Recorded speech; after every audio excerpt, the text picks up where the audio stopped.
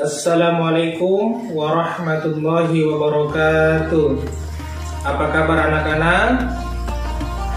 Baik, alhamdulillah.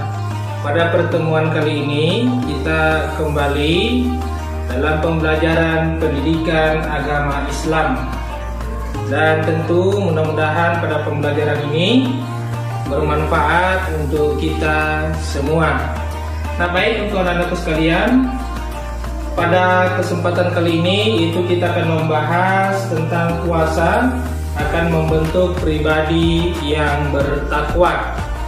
Untuk pembahasan pertama yaitu adalah pengertian puasa.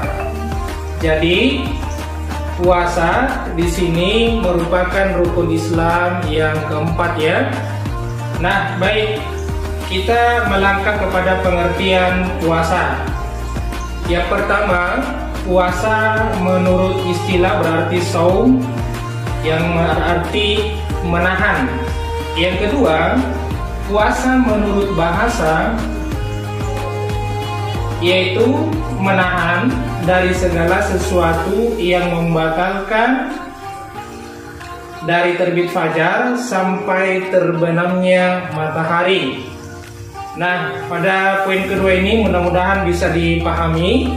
Kita lanjut kepada pembahasan berikutnya, yaitu puasa dibagi dua menurut hukum. Yang pertama puasa wajib, yang kedua adalah puasa sunnah. Puasa wajib terdiri dari yang pertama puasa Ramadan, yaitu puasa yang dilaksanakan di bulan suci Ramadan. Yang kedua yaitu puasa qada, artinya puasa yang dilaksanakan sebagai pengganti puasa yang kita tinggalkan di bulan suci Ramadan. Dan yang ketiga adalah puasa nasar.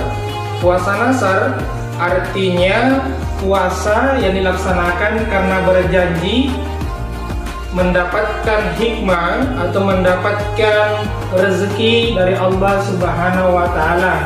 Misalnya ketika lulus ujian sekolah. Dan yang terakhir adalah puasa kafarat. Puasa kafarat yaitu puasa yang dilaksanakan karena melanggar suatu hukum, misalnya yaitu menggauli istri di siang hari bagi mereka yang sudah berkeluarga. Dan kita melangkah pada pembahasan macam-macam puasa sunnah. Puasa sunnah ada 3, diantaranya adalah puasa Syawal, yaitu puasa yang dilaksanakan di bulan Syawal. Yang kedua, puasa Arafah, yaitu puasa yang dilaksanakan di bulan Zulhijjah. Dan yang ketiga adalah puasa sunnah Senin Kamis, sesuai dengan dianjurkan oleh Nabi atau yang dicontohkan oleh Nabi. Baik, pembahasan berikutnya yaitu tentang syarat wajib puasa. Adapun syarat wajib puasa, mohon diperhatikan anak-anakku. Yang pertama adalah 1. Balik atau dewasa. Dewasa di sini ditandai dengan haid untuk perempuan dan mimpi basah untuk laki-laki. Kemudian mumayyiz, membedakan yang mana yang baik dan mana yang buruk. Yang ketiga suci, dan yang keempat mampu. Baik, untuk pembahasan berikutnya yaitu tentang syarat sah puasa. Yang pertama beragama Islam. Yang kedua yaitu mumayyiz, artinya mampu membedakan mana yang baik dan mana yang buruk. Yang ketiga suci dari hadas, yaitu misalnya haid. Yang keempat sesuai dengan waktu pelaksanaannya. Untuk berikutnya kita masuk ke rukun puasa. Jadi rukun puasa ada 2. Yang pertama berniat, yang kedua yaitu menahan diri dari hal-hal yang dapat membatalkan puasa. Kemudian pembahasan untuk berikutnya kita lanjut tentang sunnah puasa. Di antaranya 1 yaitu membaca Al-Quran. Yang kedua melakukan kebaikan-kebaikan seperti misalnya bersedekah. Yang ketiga yaitu makan dan sahur, ya, makan sahur sesuai atau tepat pada waktu yang dianjurkan dan mengakhirinya. Kemudian yang keempat, berdoa sebelum berbuka puasa. Dan yang kelima, berbuka diawali dengan minuman atau makanan yang manis-manis sesuai dengan apa yang disunahkan dan dianjurkan oleh Rasulullah Muhammad SAW. Baik anak-anakku, kita lanjut ke pembahasan berikutnya, yaitu hal-hal yang dapat membatalkan ibadah puasa. Di antaranya, yang pertama, makan dan minum dengan sengaja. Ini dapat membatalkan puasa, ya. Yang kedua, muntah dengan sengaja. Yang ketiga, keluar haid atau nifas bagi perempuan yang pasca melahirkan. Kemudian yang keempat, yang dapat membatalkan ibadah puasa kita adalah orang yang murtad, artinya orang yang keluar daripada agama Islam. Nah, inilah hal-hal yang dapat membatalkan puasa. Semoga anak-anakku sekalian bisa memahami dan menerapkan dalam kehidupan sehari-hari terkait tentang hal-hal yang dapat membatalkan ibadah puasa. Pembahasan berikutnya, orang yang boleh tidak berpuasa atau orang yang boleh meninggalkan ibadah puasa itu sendiri. Yang pertama, yaitu orang yang dalam keadaan sakit, tidak mampu untuk melaksanakan ibadah puasa. Yang kedua adalah orang yang sedang melakukan perjalanan jauh atau musafir. Yang ketiga, orang tua renta yang tidak mampu lagi melaksanakan ibadah puasa.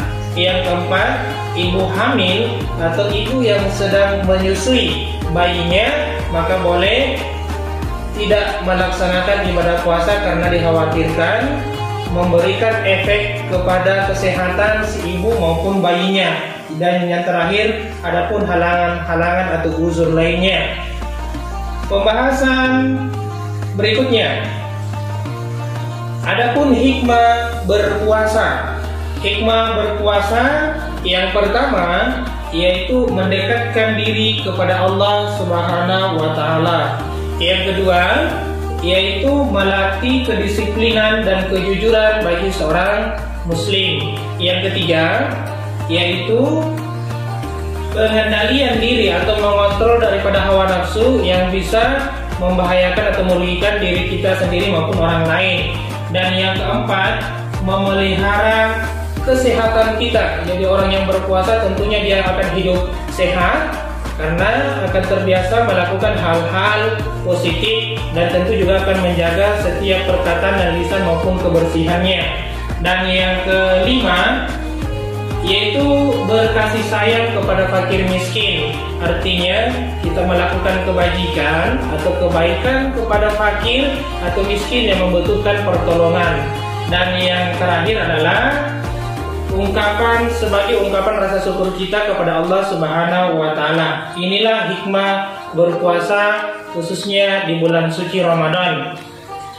Nah, baik untuk anak-anakku sekalian, untuk pembahasan berikutnya akan kita lanjutkan dengan materi-materi yang tentunya lebih menarik lagi, ya.